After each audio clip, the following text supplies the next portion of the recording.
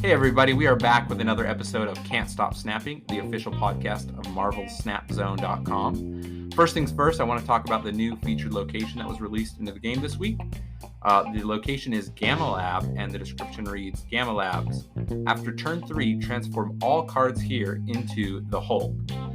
So definitely a fun flavor. You want to stack a lot of cards here. And because it flips on turn 3, obviously, you don't have a chance to really... It's hard to fill it all up, I should say. It's hard to fill 4 cards there before it flips at the end of turn 3.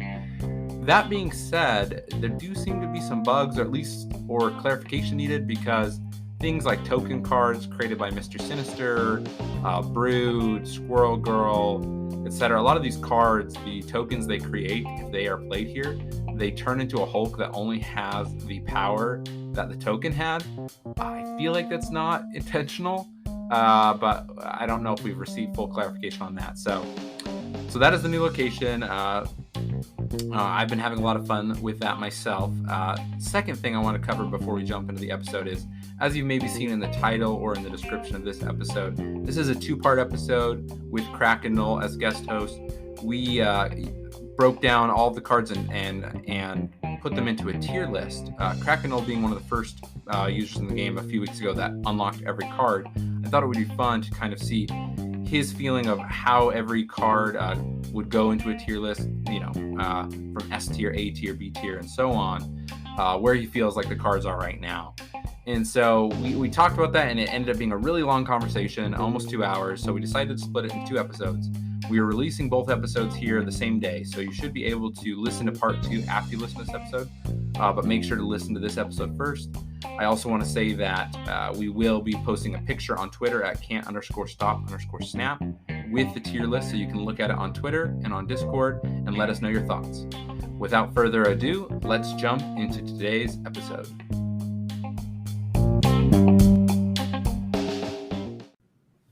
Hey everybody, we are back with another episode of Can't Stop Snapping, the official podcast of MarvelSnapZone.com. Today we're going to do something a little different. Some of our very first episodes a few months back, we were breaking down all the cards, right? We were talking what were the costs, what were the power levels, what were the abilities, what was good. But that was really before a lot of the cards had been unlocked and before we knew a ton. So today we're going to be kind of ranking in tiers all of the currently collectible cards in Marvel Snap. And to do that, I'm joined by someone who has unlocked every card, one of the first people to unlock every card in the game, Kraken Null. Kraken has been streaming the game. He's been putting out content around the game on Twitter, been very involved in the community and the Discord community. So Kraken Null, thank you for being here. Hey, thank you for having me. I appreciate it. Yeah, no, very excited to have you. I've wanted to have you on ever since I saw you really wanting Dr. Doom. You posted a lot about that on Twitter, and I felt really bad because he ended up being one of my first pool 3 cards. I was very excited when you got him, though. But just before we jump into kind of our structure and outlaying the structure, I'd love to just give you a chance to kind of introduce yourself to the listeners. Give us a little background on your background with card games, video games, what you like to play, and how you learned about Marvel Snap. Yeah, so I've been playing card games since as far as I can remember. I remember going to like the card stores as a kid and picking up Pokemon packs, and Pokemon slowly evolved into Magic the Gathering, and I played that for like 17 plus years, and then I kind of faded out of paper Magic and straight into digital. And as digital started picking up, I got more interested in streaming. And then I ended up, funny enough, not streaming Magic because I felt like it was already like a full boat. If you get on like the Twitch, it's completely full. Like you're never going to get found. So then I kind of like actually ventured off and just to more Marvel games and just played like Marvel Strike Force, Marvel Future Revolution, just kind of, and Future Revolution's probably where I've made most of my content. And then Marvel Snap hit me out of nowhere. I got to be honest, I didn't even know it was a thing in development. And then the trailer, Danny Wu, he's who I was talking to a lot about Marvel Future Revolution, and I was in the content creator club there, and he told me to keep my eye out for a card game trailer that was coming out soon. And it hit Twitter, and I was like, yes, please. Marvel card games. And then I, dug into it, found out it was Ben Brode, and I was like, oh, this is going to be amazing. Yeah. It's like one of those moments like the perfect combination doesn't exist. Oh, wait, Marvel in a card game, right? Yeah. I'm just more sad that I didn't actually know this was coming. I guess the instantaneous hype kind of hit me, and that felt better. Yeah. Happy to wait for it. Yeah, no, for sure. Well, thank you for kind of giving that intro. I, like you, didn't really know much about the game. I didn't even, I vaguely knew who Ben Brode was, but I never really was on the Hearthstone train. So I didn't have the familiarity that a lot of people do, but I love Marvel and I do like card games. So, it popped up the day that the announcement trailer was on YouTube. It like popped up in my suggested videos on YouTube. And I was like, what is this? And I'm glad I watched it, so. Well, here we are. So thank you for that. So let's dive right in. So let's kind of lay out the format for the listeners. So we have 5 tiers. We're using, tiermaker.com, your typical tier list maker. And we have 5 tiers. We have S tier, top tier, and then go A, B, C, D, D being the lowest. So we're going to do kind of a rapid fire approach. We're not going to spend a ton of time talking about every card. We may pause and have a little bit more dialogue about cards that I either think that, Kraken has put that's, maybe in a spot that I wouldn't have guessed that he'd put it, or if there's something that he wants to point out specifically of why he's put a card in a certain tier. But I'm going to be kind of guiding here, but I'm going to let Kraken kind of drive where cards are going to go on this tier list. And we're going to go in alphabetical order. But before we start, Kraken, just what would be in your mind, just a description, like what are you looking for something that you would consider an S tier card in Marvel Snap right now? For me, S tier would be the cards that are probably closer to on the watch list of nerfs. Now, I'm not saying every card that ever approaches the S tier category should automatically be nerfed, but at the current moment, S tier would be like the card that defines a deck with so much power. And of course, we'll get to those, that without that card, the deck kind of dwindles a little. So it's really the card that defines a deck. Yeah, that makes a lot of sense. And then just to kind of set the scales, what would a D bottom tier card be in your mind? Absolute, just below filler, I guess. Like you wouldn't even want to put it in as like a 12th filler card. The beautiful thing about Marvel Snap is it's a 12 card deck, and you get what you build. Like you build your 12 card deck. I want it to do XYZ. It's 9 out of 12, 12 games. It's going to do XYZ. So you don't have a lot of filler room.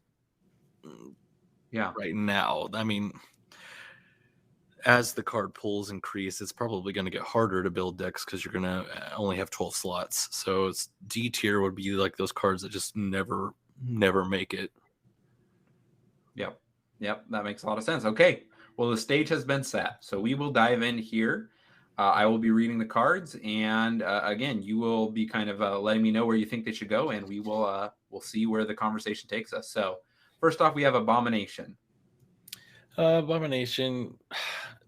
There's a few different builds of the Patriot decks right now. There's like the full vanillas, the tokens, a little bit of both. And I don't really like the vanilla builds at all. So Abomination, I mean, I've seen him pop up a couple times. I'd put him in like the C tier. He's not exactly like D, because you would add him in every now and then, but C tier. Yeah, that makes sense to me. I think out of all the vanilla cards, I play him the least when I try to go that route. Adam Warlock. Warlock is... I've seen him start popping up a little more. I don't have much experience playing him myself, but I have seen like... I want to say it's Willow that's been playing him in like the Jane deck. Mm-hmm. And I do think that he would probably go into like the B tier for me. He's not essential to the deck, and he's not a key card, so that would be like A would be like the key cards for me, not the defining ones, but the key cards. And he doesn't really fit either of those roles, but he is decent in the deck, so I'll give him a B. Arrow.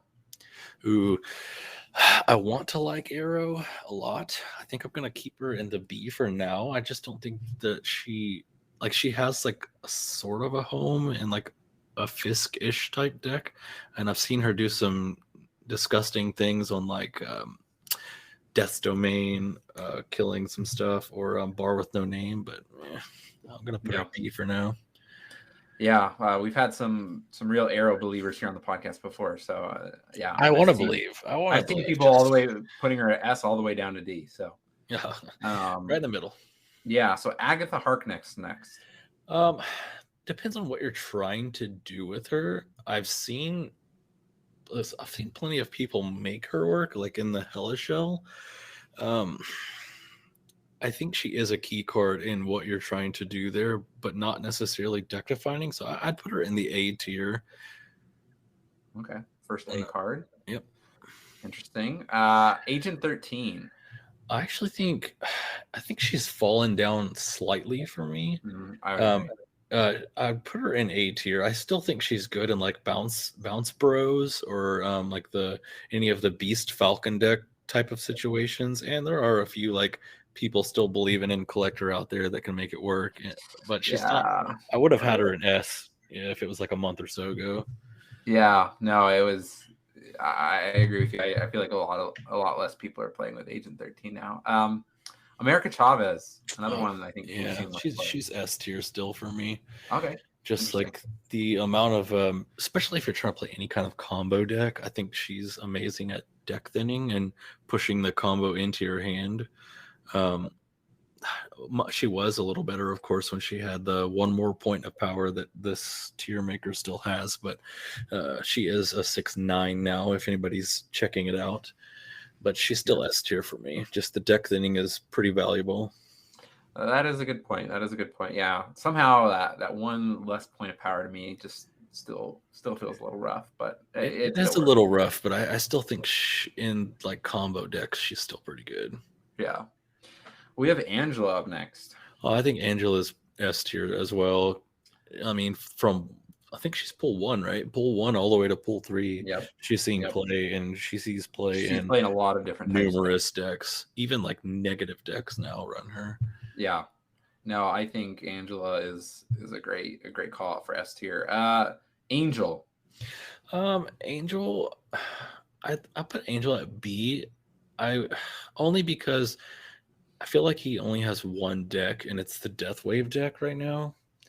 I guess there's like the Deadpool Death deck as well, but I actually don't think that deck is running Angel. So it's a good support card for the deck thinning and deck wave, but that's about as far as he'll go right now.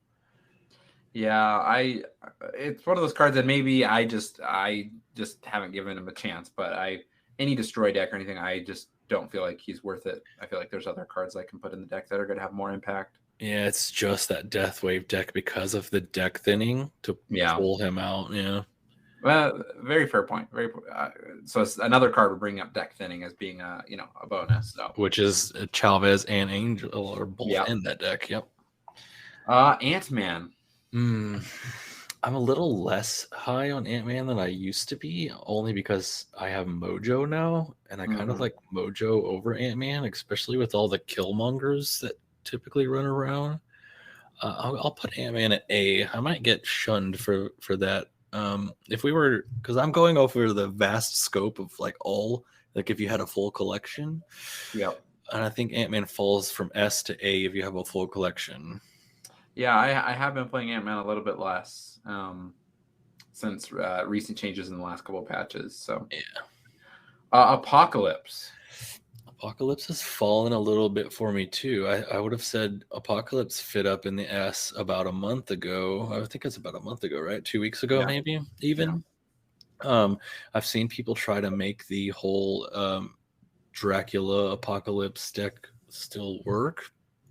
I think it still has some legs, just not, top dog. Obviously, that deck caught a couple nerfs, but I still think Apocalypse does make it to the A because I've seen it perform quite well even after the nerfs. Okay, yeah, I can see that. I have seen the play with Apocalypse falling off, which quite a bit, but Yeah. when you run into it, it's still Oh yeah. I mean, still it pretty can be beefy. very dangerous. Getting potentially 20 power on the board if you play your cards right. So, okay, armor next. Armor, I'm just gonna put in the B.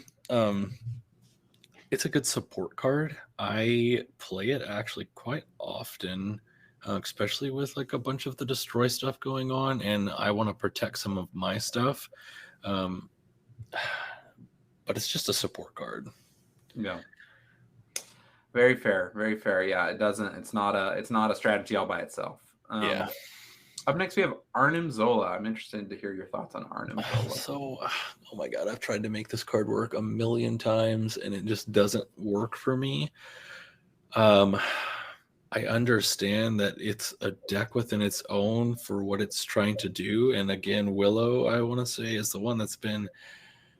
I call it Jane Cheerios because it's just Jane and a bunch of 0 drops, but I'm gonna put it at B. Don't hate me, everybody. Just because B or D? B tier. Okay. I don't think it's D. It's definitely it's a support card regardless to me in that deck, or like the either there's the Electro Infinite ramp deck or there's the Jane Foster Thor, kill your big Thor and it goes into your opposite lanes. I still just think it's the support card in that deck, and it's not like any sort of key card that the deck can live without it. Yeah, it kind of locks you into like, okay, your turn 6 is Arnim Zola, right? Exactly. Yeah. Okay, Baron Mordo. I think we have our first D card. I'm glad you didn't go higher than that, because that I tried to make, because I'm a control nerd, and I'm also like if you're familiar with Magic, I used to play a ton of like BGX decks, like black green decks, and this card would like be awesome, I think, in something like Magic, but in this game it's just not enough, and I don't honestly know what they could do right now to fix it. You don't want to push the power too much for a 2-drop, but just making your opponent draw 1 and it costs 1 more, just it ice boxes it, just doesn't feel.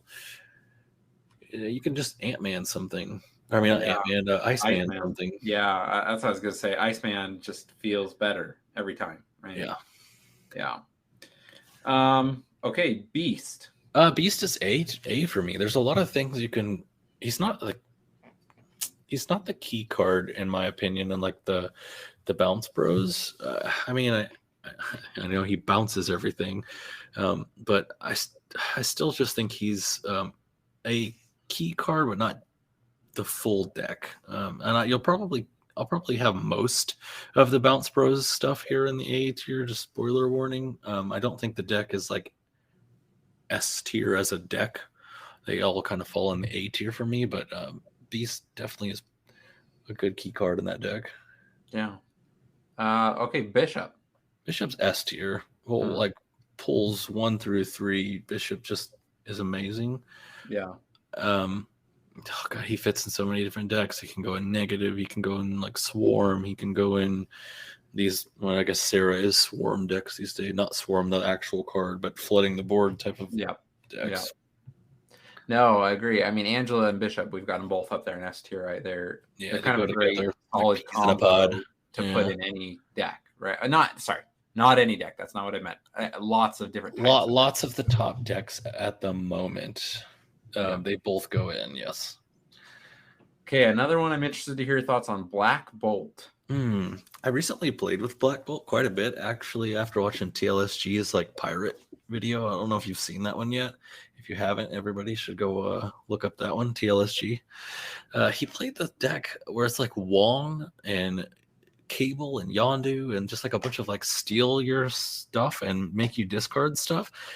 And it actually feels good in that deck only. I've tried it in some other shells before because I just like Black Bolt as a character. I'm gonna put him in the C tier because I think he can show up in specific decks like that one. Kind of like I was saying about Abomination. He can go in there. He's not key card. He can be cut at any moment, but it's fun for a second. Yeah. Yeah, I've Black Bolt was probably one of my first 5 pool 3 cards, and I've yet to play with him that much. I think I played with him initially to upgrade him to uncommon, but I haven't used him a ton, so I'll have to go back and try him out in something like that. What you Yeah, described. it's fun in that like shell. I thought he was a little bit better even back in like the heavy Dino days because you're putting 7 power out and you're making their Dino drop by 2 on the final turn, but it's just not cutting it right now. No. Okay, Black Cat. I've fallen off of Black Cat slightly. I've played a ton of Hela at the end of last season. After I hit Infinite there, and she's a B tier. She's not C tier exactly because I think as you with a full collection, I think Black Cat can still be good because she's a free discard in Hela. She only goes in like 1 deck though, which is Hela. That's why I wouldn't put her any higher than B, but she is a free 6 power. So Yeah, can't complain about that. That's fair. Black Widow, a card that I hate to be played against myself. I might have her higher than people expect. I think she's in A tier. I call it Krampus. I hope everybody knows what Krampus is. It's like Santa Claus's evil brother. I play it in a deck that gives debris rocks and like a hood from Viper or a black the Widow's Bite. And it's actually for me performs quite well. I know it's starting to catch on a little bit. I know Jeff Hooglin plays a version of it. I've seen another YouTube video where people play Black Widow with Wave and Odin because then it puts 2 Widow's Bites in their hand that cost 4, and then they pretty much can't get rid of them, so they lose a draw or lose 2 draws. Yeah. Ooh, that has yet to be played against me, and I hope it never does. Okay, let's go Blade. I think Blade fell down to A for me as well. I would have put him at S about like 2 weeks ago or so in that deck with the Apocalypse. So he kind of fell with me. I still think he's okay for the Hela deck. Although I have found myself cutting him more often and only starting at 2 drops. But I think there's still more experimentation with Blade, so I'd keep him at A. Yeah, he's kind of that basic discard card, right? Yeah, basic enabler. Okay, Blue Marvel. I'm pretty low on him actually. I put him in the B tier. I don't want to drop him down to the C tier. That feels a little harsh, but he's like one of the worst 6 drops in my opinion. Because you can just crack a Nova and buff your board for what he does for the same thing, right? 6. Yeah, I mean, it's kind of interesting what people do with like a Cerebro deck with him, right? That's true. I mean, he fits in Cerebro, which is. That being said, I mean, if your whole board's filled, right, then it's like a lot of power. But if you only have a few cards, 2 or 3 cards at each location, again, it's not that much more, right? I guess that he sees play in negative before people have a full collection. I mean, maybe people still play him at a full collection, but I mean, in inverted, he's a 4/6. I mean, if he was a 4/6 all the time, that would be amazing. Yeah.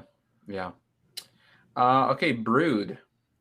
I'm putting him in the B tier. I used to have him in the A tier. I used to play like a Patriot deck early on. I think I was like one of the first people to get Patriot. I know I was posting a bunch of deck lists on Twitter about it. And back in Nakia days, you could Nakia Brood, and then you could also like forge the Brood and then just dominate like an entire lane. I mean, you could probably attempt that these days, but Nakia got gutted, so I think Brood fell when Nakia fell. Yeah, I used to play Okoye and Nakia Brood deck, right? Yes. And it was so nice. People did not see. I played on turn 6. Yeah, with another card, and like people did not expect all that power to drop at one location. Okay, Bucky Barnes. Bucky's going to be A. He's pretty pivotal in the destroy decks, but he's just not like S class. I've cut him a couple times for other cards, but he's pretty consistent, like 6 power on the board. Yeah, yeah, for 2 cost, right? So he creeps his way back in all the time after I've cut him, so he deserves an A. Yeah. Okay, Cable. Oh, Cable, you used to be an S tier for me. I'm gonna have to put him at B because he just doesn't see that much play anymore. Even outside of maybe, which Agent 13 has still got like 2 decks for me, but like Cable fell even below Agent 13 because there's only like the collector lovers are still playing, I think, Cable. Yeah. Other than that, there's nobody really playing Cable unless it's I don't really use them anymore. I used to a ton. I would love a reason to play Cable again. It's like super fun card. Yeah. Okay, next we've got the 2 captains. We'll start with Captain America. I just don't see the point of Captain America, honestly. Yeah, being like a 3/6, right, without anything else. Yeah, if you have 3 other cards to enable it. I'm gonna put him in the C tier. I just don't think. I mean, he could creep his way into a deck. I just think there's better options. It just depends on where you're at in your deck building, I guess. Yeah, but I even think like Punisher's better than him. Yeah, that's a fair point because Punisher costs less, right? He's actually a 3 as well. You're right. He's a 3 too. But he can be inverted with negative, and then he becomes a 2/3, and then he's just... Okay, Captain Marvel. I am pretty high on Captain Marvel. I think Captain Marvel's an A tier. I use her a lot. I've lost many a match against Captain Marvel. Yeah, I like to use her in the control shells. I know people are probably cringing just hearing like control shells in this game, but hey, if it controls the board, I'm calling it control. Yeah, she does a great job. Okay, Carnage. Oh, is it weird to put Carnage at S? That's honestly where my brain went. I think Carnage is S. Like without Carnage as a low enabler, 2-drop enabler, I don't think the Destroy decks could probably make do starting at 3, but I think just Carnage being at 2 is just really good. Consistent. So consistent. Really good in any Destroy deck, consistently hitting like anywhere from 6 to 8 power for 2. Yeah. Yep. I definitely put it in S tier. I feel like it's just that it's a key card you're going to go on the board every game. Every game. Kind of attack, right? Cerebro. God, I've tried this deck a million different iterations. I'm going to put it at A because I think the decks that do play it for Cerebro, it's a key card. It's not S for me. It's not a support card in the deck. It's the key card for 2 bro, 3 bro, 6 bro, all the bros. Yeah. No, I agree with you. I don't think it's S tier. I almost would have put it lower, but I think Cerebro.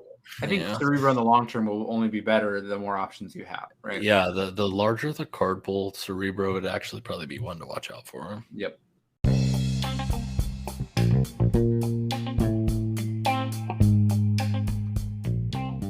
Hey all, I wanted to take a quick moment to talk to you about MarvelSnapZone.com. Marvel Snap Zone is a one-stop shop for everything Marvel Snap on the internet. They have new articles nearly every day that cover deck building, strategy, card breakdowns, etc. They have a great collection tracker tool and a deck list builder that works off of that collection tracker so that you can know what decks you can build with your current card collection. They have guides and deck lists for all level of players and all collection level of players. Make sure to go to MarvelSnapZone.com and check it out now.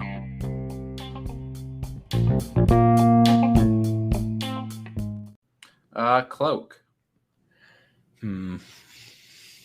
That's a tough one because I just started playing Move like yesterday, and I like it a lot actually. But it is just a support card, so I'm gonna put it at B. Okay. Yeah, I could see that. It enables some shenanigans in the deck, but I oftentimes don't draw Cloak, and still the deck functions how the deck is supposed to function. So yeah. Okay, we've got Colleen Wing. Colleen has changed since this image on Correct. Tier Maker. She's a 2/4 now, in line with Sif. I love the change. Yeah, I way think the better. change is way better, and it allows her to keep the Apocalypse Swarm deck kind of alive, in my opinion. So I like Colleen at an A now. If you would have asked me like 2 weeks ago, I probably would have put her in a C. Yeah, I think the change huge for just her playability in the future, right? I think there'll be other new Low cards or draws. combinations that she'll work with. So, Yep. Colossus. Colossus. I think he's a B tier. I know the Destroyer's a thing, and that's what I hit Infinite with mainly was Destroyer. But I mean, the deck still functions without Colossus, in my opinion. You still get what you need done with Colossus. I like the changes they made to him, where he can't be moved at all, and he can't have power removed. Like if you can put him on negative zone, he still stays a 3/3. Yeah. But I don't think it warrants anything higher than a B. Yeah, I'd agree with that. Cosmo. Cosmo's also a B for me. Kind of just a support card, starting to show up more in the like Daredevil decks. Yeah. Can be played in Destroyer, but again, doesn't make the deck. So gonna put it in the B tier. Okay, next one, Crossbones. I'm gonna put him in the C tier. I've tried to make him work in like Storm decks where you're like already, you already have to be winning to play him. So you try to like storm a lane that nothing was in, and then play them after. I'm gonna drop a bit of power there. Yeah. I just think there's better things to do. Like even Drax is better there. So Yeah, that's fair. Crystal. D. An interesting one. I think they ruined Crystal. I think Crystal was better before you had to play her in the middle, so I put her at D. D. Yeah. Second D card. Yeah. Yeah, it feels like they did that. The reasoning was, oh, well, this will make it so you don't have to use her in that way if you don't want to. Yeah, but you can still get her power on the board, but even if you're playing Crystal, you wanted to play Crystal for Crystal. Yeah. And I guess my thought too is that like my understanding of the math was something like negative, right? Is that like you only get to draw like on average like 0.5 more cards or something. Or something like that. I don't remember the exact math, right? I'm misquoting, but yeah, I don't know if overall she's that powerful. So okay, back to another vanilla card here, Cyclops. I'd C as well. Yeah, right there with Abomination. Okay, Dagger is an interesting one in the move archetype. Yeah, so Dagger I think is higher than Multiple Man, but lower than Torch and Vulture. So I'm gonna put her in B. Okay. I like her in the deck, but she's right now. I think move is scary in the future. The more move cards we get, the scarier I think it's going to get, and this tier list could be revisited for sure. But for now, B. Yeah, no, I can see that. I think your logic is sound there with kind of ranking the move cards against each other. Deadpool. Ooh, I'm starting to fall in love with Deadpool every day. I used to think it was like super hard, and it is still super hard to get off. When you get it off. But when you get it off, oh my god, this deck is amazing. I've been playing it a lot. I'm gonna put it at A because I think it is a key card in the deck, which is like the Deadpool death decks right now. Yep. Yeah. No, I mean, I've seen some huge Deadpools get on the board. Oh yeah. And if you have anything like Cloning Vats or Sinister London, right? Like, it's game over. It's game over. Okay, Debris. Debris is like a pretty good card in like the Krampus style deck I was saying, or like the junk deck. I just don't think she goes above a B though. Yeah, I could see that. She works with kind of the disruption, but also with Patriot. But even with that, it's not like she's super great, right? Okay, Destroyer. Destroyer is obviously a deck of his own, which surprisingly took like like a month or a month and a half into the game before people discovered it, which I guess is kind of in part to the collection that we'll track. But I'm going to put him at A. I personally think he's close to like an A plus, because the deck doesn't function without him, and the deck is actually very strong right now, but it is kind of easy to play around, and his power was buffed. It's a 6/16, not a 6/14. Correct. Yeah. Which it does. I mean, it allows him to lock down a location. Yeah, the 2 points. The 2 points. I often win a lane just with a destroyer by himself. Yeah. Okay, Devil Dinosaur. Devil? Yeah. Yeah, Devil's fallen down to a B for me, honestly. I could almost put him in a C, but in negative decks. Yeah. Pretty good support card. He's inverted to a 0/4, which I think was actually a small buff in the negative decks. Yeah. But that's about as much as, the Great has fallen. Oh, yeah. He was an S at one point, right? He was a super S at one point. Yeah. Okay, we enter the Doctor trio here. So we start with Dr. Doom. Okay, hear me out. S tier. I'm there with you. I have basically been playing. I've been playing decks that can include Dr. Doom. A lot. So ever since I got him. So. Sandman decks, Lockjaw decks, Hella decks, just a lot of options. Yeah, so many options for Dr. Doom. I like Dr. Doom just because I like Dr. Doom and Marvel in general, but as I started playing with the card, I realized oh crap, this is actually not just fanboying now. This card is actually pretty good. Yeah, 15 power, being able to be spread over the board. Power. Yeah, and if you play it like a Sandman deck, they only get to play the one card, which typically only affects the one lane, while you get to affect 3 lanes.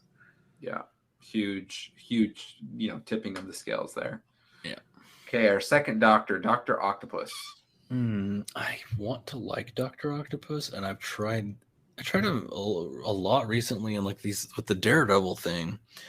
But I'm gonna put him in B tier because I just don't think he's there yet. I want to like him, but I can't put him past B tier. Yeah, I can see that. Yeah, I've honestly won a lot of games with people playing Dr. Octopus against me. I mean, I have lost quite a few games as well with Dr. Octopus. I think is good against Destroy, because you can pull their Destroy cards in out of order, because they have to typically play them in a specific order. Mm-hmm. And it could really mess something up. But I mean, you can also pull in their Shang-Chi and then get smacked. Okay, we've got Doctor Strange. B tier, kind of just like Cloak, just like a filler card in the move decks in the future, could easily be cut for something that comes along. Yeah, just enabler, but there's other options on the move. Yeah. Domino, so another kind of deck thinning card. Sort of, yeah.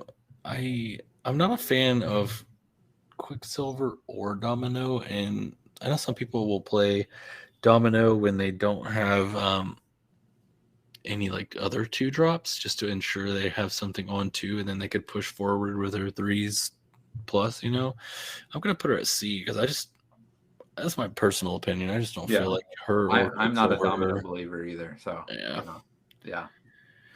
Okay, Dracula. We've talked a little bit about. Dracula's fallen from A to B just because of the Apocalypse deck, because I think the Apocalypse deck is still good without Dracula. And Dracula just becomes closer to a filler card for me there. Okay. Yeah, I can see that. Drax. Drax peaked up slightly, but let's not get too far ahead of ourselves. I think Drax is still a B. I would have put him at a C, except for he's really good with Daredevil, and after a Storm has been playing, I think it's okay to put a Storm, a Juggernaut, and a Drax in your deck, and just have that be your plan for that one lane. Yeah. Can lock down a lane there. Mm-hmm. Ebony Maw. Yeah, I'm an Ebony Maw believer, actually. I think after the buff, even though it was like 1 power, in the specific decks I was speaking of, like with the Doctor Doom and the lane locking and the Sandman style decks, like having a 1 power 7 locking down a lane for yourself, he locks down the lane for yourself, but other things can sneak in. I think that's pretty good. I'm gonna put him at a B. He doesn't like key into a deck, but I am a believer. Yeah. No, I think I don't know if that power. I mean, that power helped him a little bit, but I think honestly, just the power and people noticing the buff made more people try him, which then saw an uptick in play, which people figured out more strategies. So yeah, it's interesting. Okay, Electro.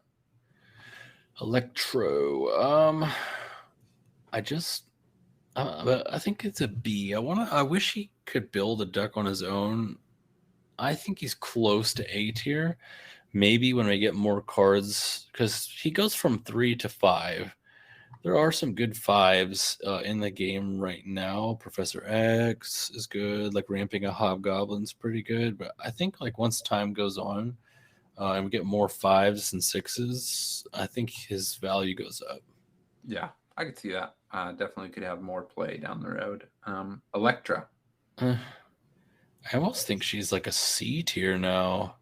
I used to think, she used to honestly be probably A tier back in like the Super Kazoo days, and bots play her a lot, but I think she's a C tier. Yeah, I think with everybody getting Killmonger, right? Also, yeah, that's very true. Killmonger got pushed down into pool 2, so that kind of is like, well, why should I play Electro when I can play Killmonger, right? Exactly. Okay, Enchantress. Okay, I think Enchantress is A tier. I play her so A tier right now at the time of this recording, because many people just keep stacking things in one lane that are all ongoing.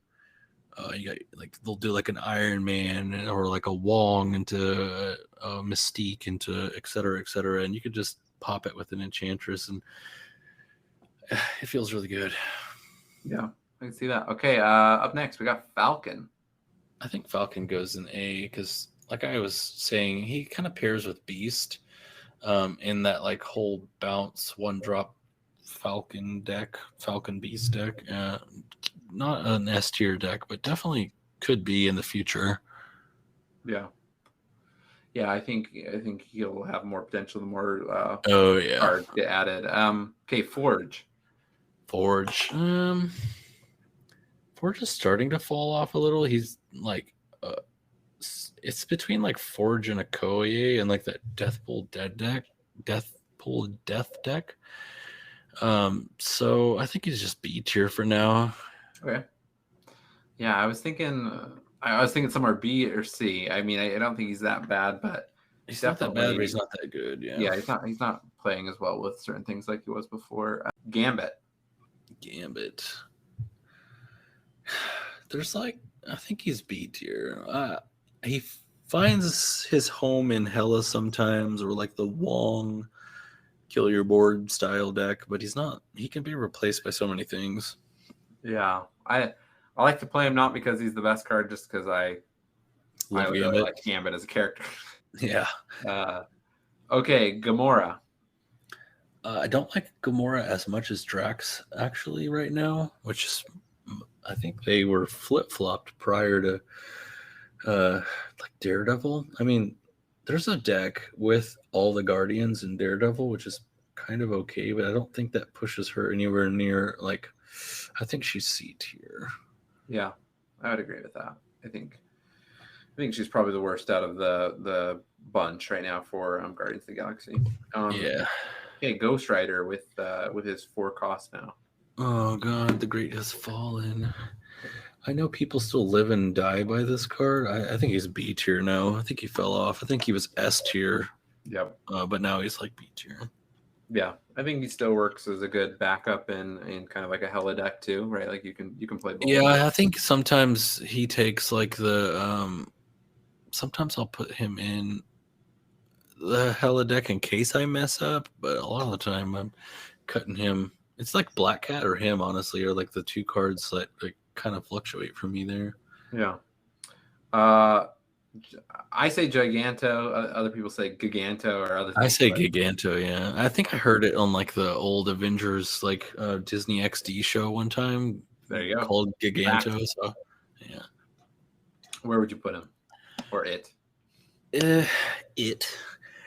I'll probably just put him in like the B tier because like there's just a bunch of sixes that you slap in like a Hela or a Lockjaw deck, and I don't think it really matters which. Actually, I really don't think it matters which six. If you're playing him like without Lockjaw or without Hela, I think well, I guess he stays to a B because you get locked out of that left lane, and it kind of sucks if you stuck in your hand. Yeah, you get stuck in your hand, and you could win a lane with 14 power, but now you can't. Yeah.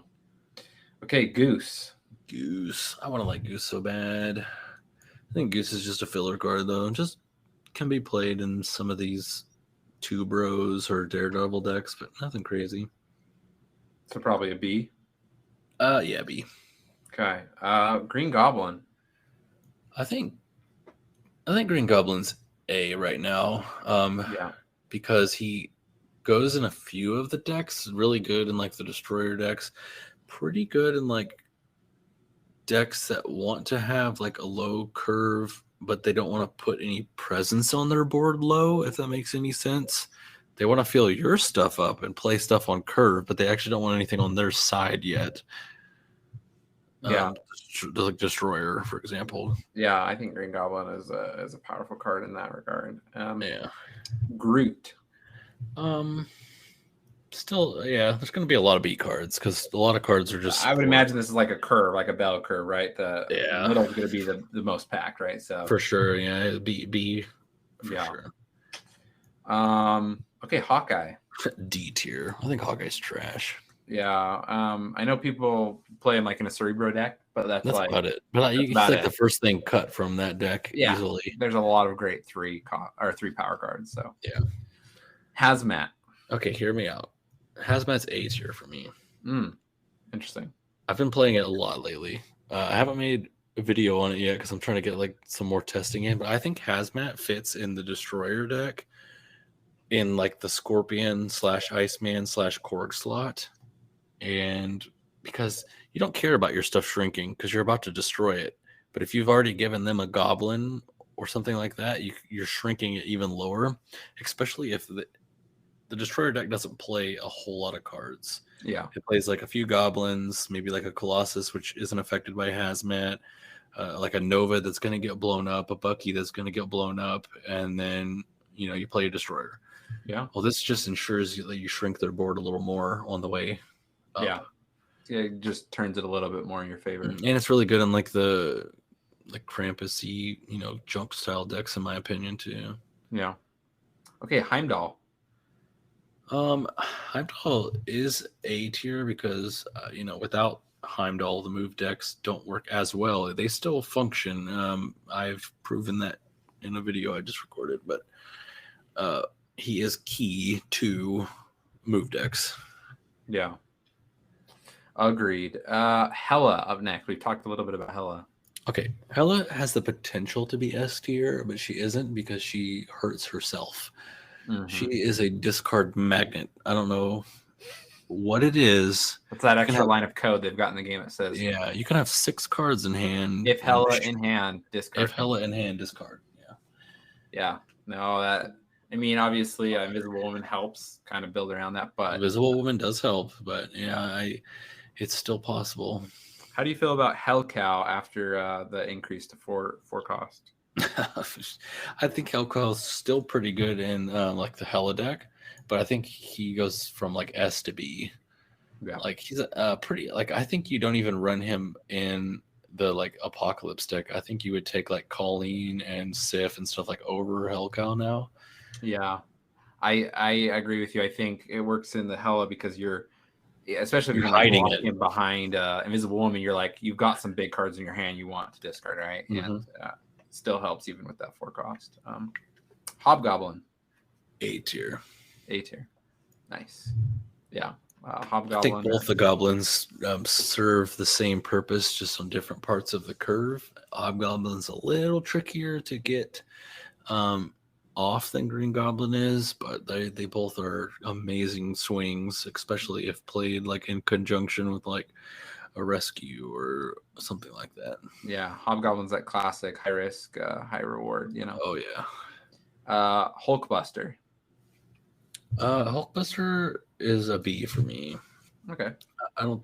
It could be close. Like I get the purpose of it in like the Deadpool decks or like the move decks, but I have been cutting it like over and over and over for other things. So yeah, I could see it like going down to a C at some point. I probably agree with a B, just kind of how we've been going off of Bs and how you've been putting it, but it could be lower in the future. Hulk. I used to like Hulk a lot more because it's like 6 for an 11, but I personally put him at a C. I don't ever play him. I think there's better 6s. Like what are you playing him in now? Like Patriot, and that's about it. You don't put him in Hella anymore. But like, why would you play him in Patriot? Because then it's like, you get 2 more power on him, but like Patriot, you're wanting to like play Mystique. Patriot, you're normally Patriot Mystique on the final turn. You're not trying to play a 6-drop, and if you do, it's one slot. Yeah, exactly. Human Torch. Okay, Human Torch I think is an A. Okay. It's like a very key. It's a key card in the move deck, as Deadpool is in the Deadpool deck. Yeah, definitely can get a huge amount of power on the board. Iceman. I think Iceman's an A. I try to play him all the time, especially because, like I said, I like to play like the mess your curve up, control-y style decks, and I even played him in Destroyer. It's like that flex slot, like Iceman messing up a curve is pretty good. You can you can hit their Iron Man. Another Iron Man costs 6 and not 5. Now they have to make a decision on 6. Do I play Iron Man or do I play my 6-drop? Yeah. Well, what's happened to me recently when I've been playing Hella decks is that it always seems to have like 2 6-cost cards and then like another card in my hand when somebody plays Iceman, and then it's like, well, my one card that was a low-cost card is now a higher-cost card. So and then that gets discarded. Yeah. Oh man. Invisible Woman. I think Invisible Woman is, she's pretty close to S because she's starting to make a lot of things come into fruition. You can hide some pretty crazy combos behind her. I'm not gonna put her at S yet. I think she's A, but I think she's like scary to watch for as more things come out. Has more potential in the future. Yeah, she has like super potential.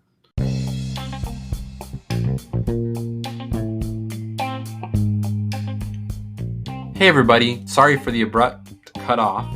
As I stated in the intro of the episode, this did get split into 2 parts just by the nature of it being a very long conversation, almost 2 hours. Part 2 should be available wherever you're listening to this podcast platform.